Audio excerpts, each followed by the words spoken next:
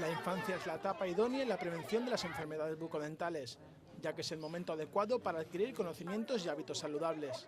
El Programa de Salud Bucodental Infantil de la Consejería de Sanidad se encarga de esta tarea, además de aplicar medidas preventivas eficaces. El consejero de Sanidad, Manuel Llombart, ha visitado la unidad de odontopediatría del Centro de Salud Juan 23. Allí ha destacado la importancia de este programa que lleva 3 décadas en funcionamiento.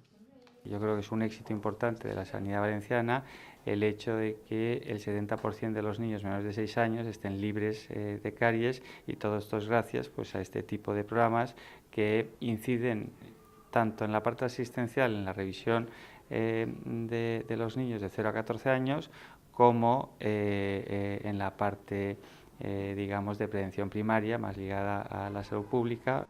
En este sentido, los profesionales realizan actividades de promoción de la salud bucodental en cerca de la mitad de los centros docentes de educación infantil de la Comunidad Valenciana.